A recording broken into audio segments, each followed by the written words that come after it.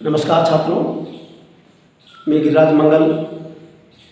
आपका इस वीडियो में बहुत बहुत स्वागत। आज अपन इस वीडियो में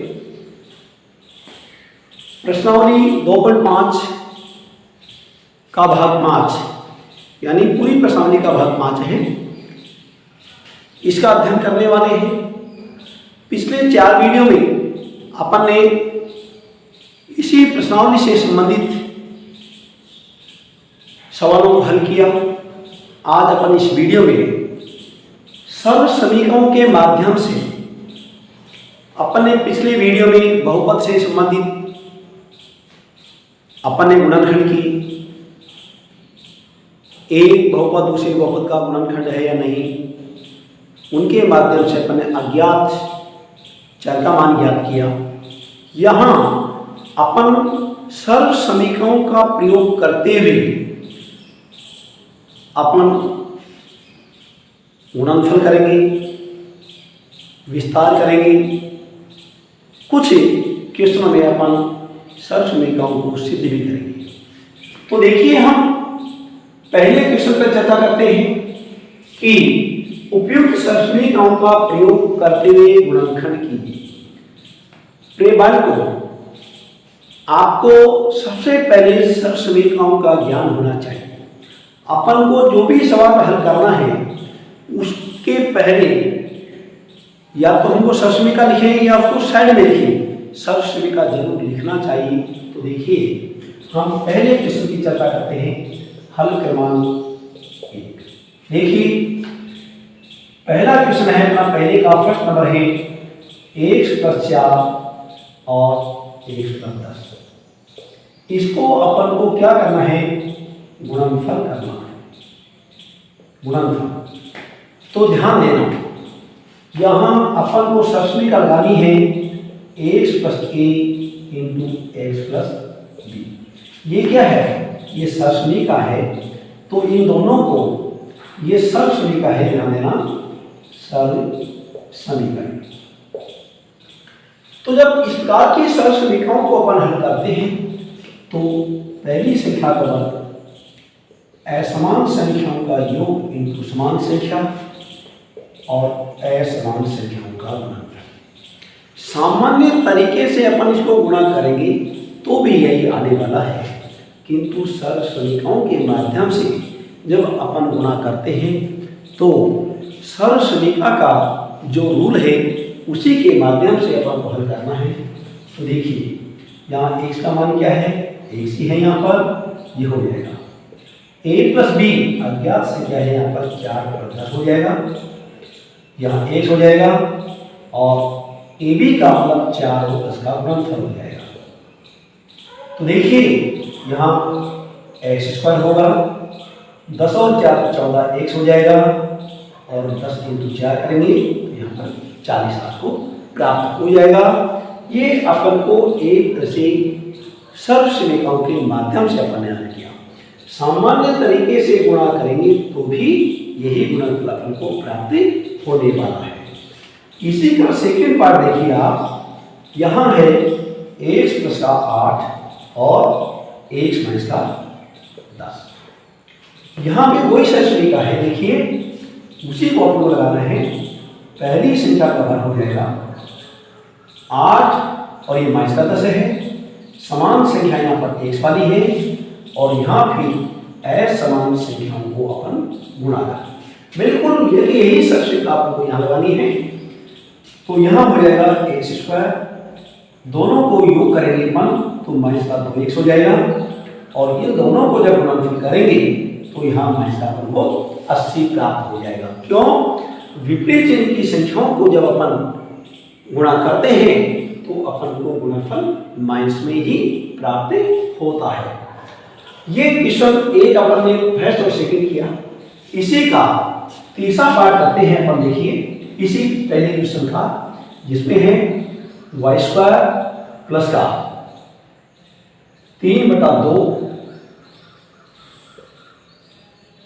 y माइनस, यानी ये भी y² है, y² और -3/2।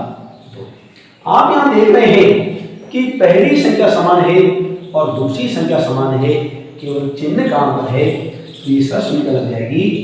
जैसे एक्स स्क्वायर यानी ये ससमीका है एक्स प्लस वाई और एक्स माइनस का वाई। जब यह होता है तो क्या होता है, पहली संख्या का वर्ग माइनस दूसरी संख्या का वर्ग हो जाता है। जब पहली और दूसरी संख्या समान हो, केवल दोनों के बीच में चिन्ह का अंतर हो, तो ये हो जाएगा। अब ये ससमीका है, ध्यान दीजिए आप, सरल समीका। तो अब देखिए हम निरूपण करेंगे तो क्या हो जाएगा, पहली संख्या का वर्ग माइनस दूसरी संख्या का वर्ग हो जाएगा। अर्थात वाई स्क्वायर का भी जब वर्ग करेंगे अपन तो वाई की घात 4 हो जाएगा, और जब 3/2 का वर्ग करेंगे अपन तो यह हो जाएगा 9/4। इस प्रकार से अपन यहाँ एक तरह से सर्व समीकरणों के माध्यम से गुणनफल ज्ञात करेंगे। दूसरे क्वेश्चन में ये कह रहा है सीधे गुणा किए बिना निम्नलिखित गुणनफल ज्ञात कीजिए। हमको सीधा गुणा नहीं करना, तो एलकेजी यूकेजी के बच्चे करते हैं उस प्रकार से नहीं करना। अपन को एक तरह से सर्व समीकरणों का उपयोग करते हुए अपन को करना है। तो देखिए आप,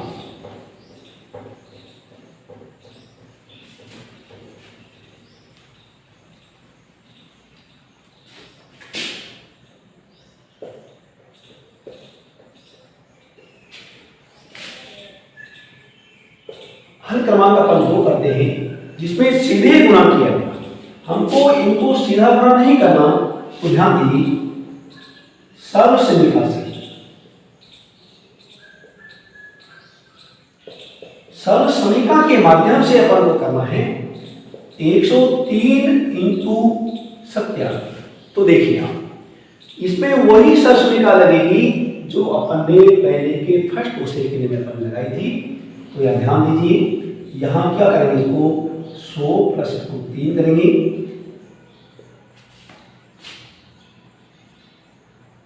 103 गुना यहाँ 107 है। तो देखिए, और यहाँ ये हो जाएगा 100 प्लस 7 हो जाएगा। वही ससमीका जो अपन ने उसमें लगाई थी। तो देखिए पहली समान संख्या का वर्ग, दोनों पहली संख्या समान होनी चाहिए, दोनों कोष्ठकों में समान होनी चाहिए। दूसरी संख्या चाहे असमान है, तो यहाँ हो जाएगा 3 प्लस का 7 इंटू समान संख्या प्लस 3 इंटू 7, यानी असमान संख्या का गुणनफल हो जाएगा। तो ये क्या हो जाएगा 10,000। 7 और 3 को जोड़ेंगे 10 हो जाएगा, और 100 से गुणा करेंगे तो ये 1000 हो जाएगा, और ये क्या हो जाएगा 21 हो जाएगा। अब इन तीनों को आप योग कर दीजिए। देखिए तो योग करेंगे तो कितना हो जाएगा, जब 10,000 में अपन 1000 को जोड़ेंगे तो ये तो कितना हो गया 11,000, और 11,000 में 21 को और जोड़ेंगे तो ये हो जाएगा 11,021। इस प्रकार से जब अपन 103 को 107 से गुणा करेंगे तो भी अपन को 11,021 ही प्राप्त होने वाला है। इसी का सेकंड देखिए, अपने फर्स्ट किया, अब सेकंड देखिए आप, यहाँ 104 इंटू 96। अब यहाँ एक दूसरी कंडीशन आ गई, तो अपन इसको किस प्रकार से विभाजित करेंगे। यहाँ तो हो जाएगा 100 प्लस 4 कर देंगे इसको, और यहाँ हो जाएगा ये 100 माइनस 4। तो देखिए 100 प्लस 4 करने पर 104 हो गया, 100 माइनस 4 करने पर 96 हो गया। ये हमारी ससमीका तो बन गई, किंतु दूसरी ससमीका बन गई जो कि अपन ने पहले के 30 से लगाई थी। पहली संख्या प्लस दूसरी संख्या, पहली माइनस दूसरी संख्या जो लगाई थी, वही कंडीशन यहाँ पर हो रही है। पहली संख्या का वर्ग माइनस दूसरी संख्या का वर्ग हो गया, 100 का वर्ग करेंगे तो कितना हो जाएगा, ये हो जाएगा आपका 10,000, और जब 4 का वर्ग करेंगे तो कितना हो जाएगा, देखिए ये हो जाएगा 16, और जब 10,000 में से 16 की बाकी आप निकालेंगे तो ये हो जाएगा 9,984। कितना हो जाएगा 9,984 आपको ये घटाने पर प्राप्त हो जाएगा। इस प्रकार से अपन ने दूसरे के पहले और दूसरे क्वेश्चन को, सेकंड क्वेश्चन को सीधे गुणा न करके अपन ने किसके माध्यम से किया, सर्व समीका के माध्यम से। सरसमीका कौन सी लगेगी, ये सवाल की कंडीशन के ऊपर डिपेंड करेगी कि सवाल में हमको संख्या या पद जो भी दे रखा है वो किस कंडीशन के हैं, किस परिस्थिति में है, उसी अनुसार अपन को सरसमीकाओं को उपयोग में लेना होता है। अब तीसरे क्वेश्चन में भी अपन को सरसमीका का उपयोग करते हुए ही अपन को एक ऐसे गुणनखंड करना है। तो देखिए,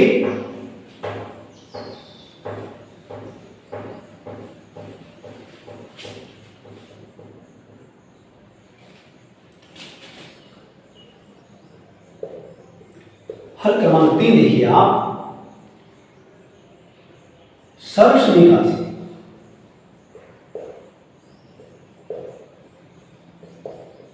सरसमीका के द्वारा ही अपन को करना है क्या, गुणनखंड। ये अपन को एक ऐसे क्या करना है, गुणनखंड करना है। 9x² प्लस का 6xy और उसका y²। ये px बराबर मान लिया। देखिए यहां 9 3 का वर्ग है, x² x का वर्ग है, तो अपन क्या कर देंगे, यहां ये 3x का वर्ग हो जाएगा, यहां y² ये y का वर्ग हो जाएगा। अब देखिए यहां दूसरी संख्या का वर्ग है और ये पहली संख्या का वर्ग है। 2 गुणा पहली संख्या गुणा दूसरी संख्या करके आपने, तो दूसरी संख्या का वर्ग यानी y का वर्ग है, ये 3x का वर्ग है। 2 गुणा पहली संख्या गुणा दूसरी संख्या करने पर आपने देखा कि गुणनफल 6x आ रहा है। इसका मतलब यह हुआ कि ये जो भी पद अपन को दे रहे हैं वो एक प्रकार से सरसमीका के माध्यम से दे रहे हैं। तो ये क्या बन गया, पहली संख्या प्लस दूसरी संख्या का क्या हो गया, से होल स्क्वायर हो गया। अब इसको इतना ही नहीं करना आपको, तो ध्यान देना, इसको आप डबल बार लिख सकते हो 3x प्लस का, ये आपको एक तरह से क्या हो गया, ये आपको गुणनखंड प्राप्त हो गया। अब हम चौथे क्वेश्चन में आप देखेंगे, ये तीसरे का फर्स्ट हो गया ना, ये तीसरे का फर्स्ट है।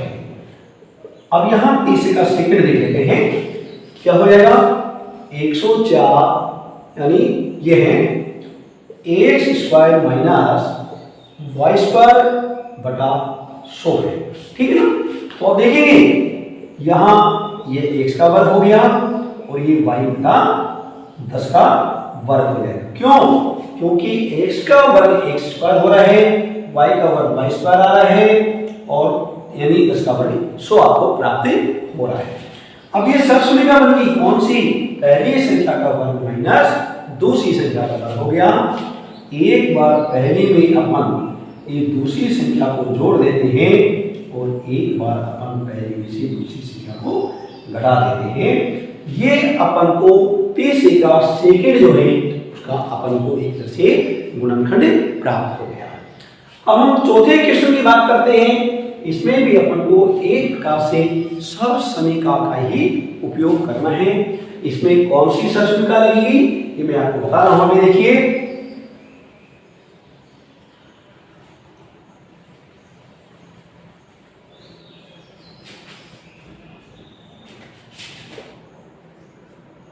हल क्रमांक ये आपका चौथा है।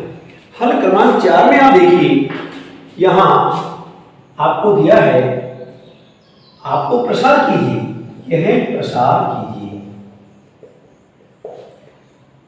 माइनस का 2x है प्लस का 5y और माइनस का 3z, इसका आपको होल स्क्वायर है। इसमें कौन सी सरसमीका लगेगी मैं आपको बता रहा हूं।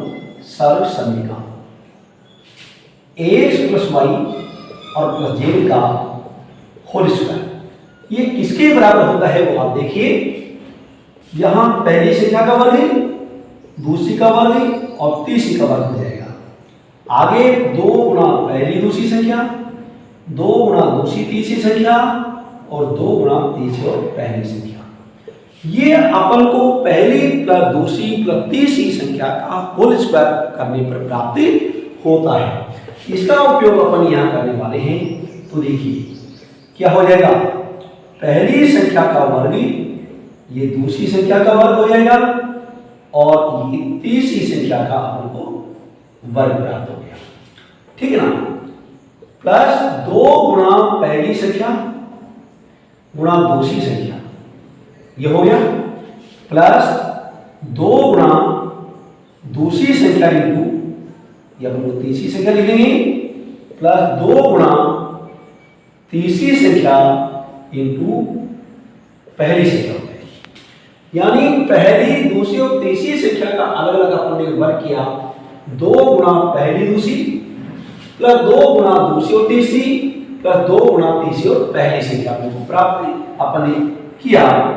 अब यहां देखिए आप माइनस की संख्या का जब वर्ग करते हैं तो प्लस में जाएगा, तो यहां देखिए आप कितना हो जाएगा, 4x² हो जाएगा, 5 का वर्ग 25 हो जाएगा, ये y² हो जाएगा और माइनस का वर्ग प्लस में चला जाएगा, 3 का वर्ग अपने 9 प्राप्त हो गया, यानी 9z²। तीनों पदों का जब गुणनफल करेंगे अपन तो माइनस में आएगा, 5 दूनी 10 दूनी 20 xy अपन को प्राप्त हो जाएगा। यहां गुणनफल करेंगे तो भी माइनस में आएगा, देखिए 3 पंजे 15 15 दूनी 30, ये 30 yz हो जाएगा और माइनस को माइनस से गुणा करेंगे अपन तो यहाँ प्लस में हो जाएगा, 2 3 6 दूनी 12 और ये z एक साथ प्राप्त हो जाएगा। इस प्रकार से अपन यहाँ चौथे क्वेश्चन में सर्वसमीका के माध्यम से अपन यहाँ एक से इसका प्रसार करेंगे। और अभी लास्ट क्वेश्चन जो आपका 5वां है, इसको आप देख लीजिए, इसी का रूप है जैसे हमने प्रसार किया है, ये इसका उल्टा रूप है, इसको अपन एक तरह से फर्स्ट स्टेप में लाएंगे।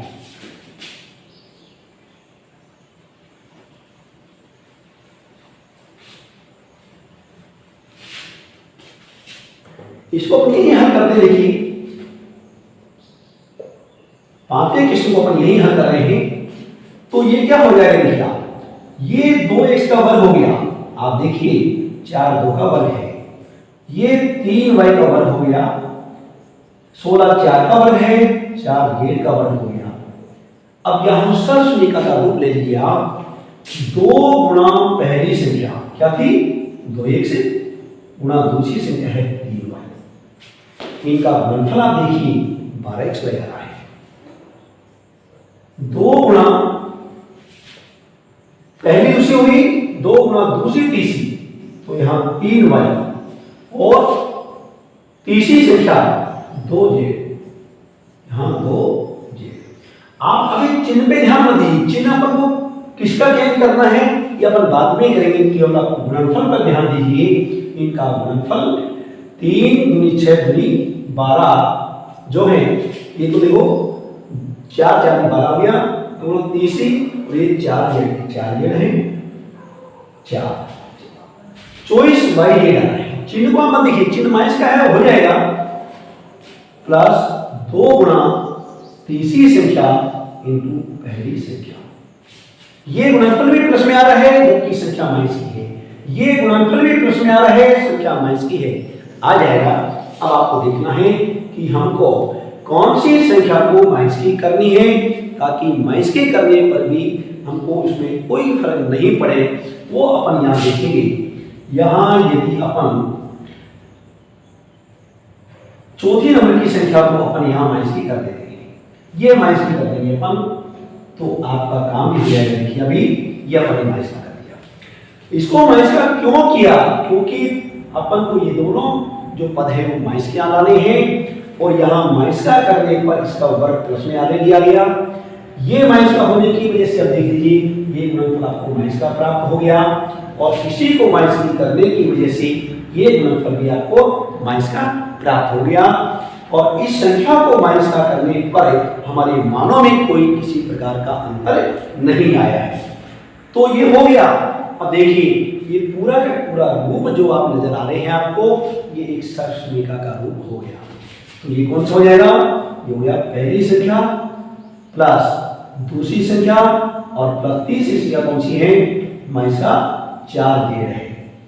ये इस पूरे का क्या हो गया, एक से और स्क्वायर हो गया अब इसको आप इस तरह से लिख सकते हैं 2x प्लस का 3y और माइनस का 4z का होल स्क्वायर लिख सकते हैं। और चाहे तो इसको वेक्टर के बाद भी आप लिख सकते हो 2x माइनस का प्लस का 3y माइनस का 4z और 2x प्लस का 3y और माइनस का 4। इस प्रकार से अपन को यहाँ एक सरल समीकरण के माध्यम से गुणनफल करना है, गुणनखंड करना है और प्रसार करना है। तो प्रिय बालकों, आज अपन इस वीडियो में इतना ही अध्ययन करने वाले हैं। आगे की वीडियो आप देखते रहिए। तब तक के लिए धन्यवाद।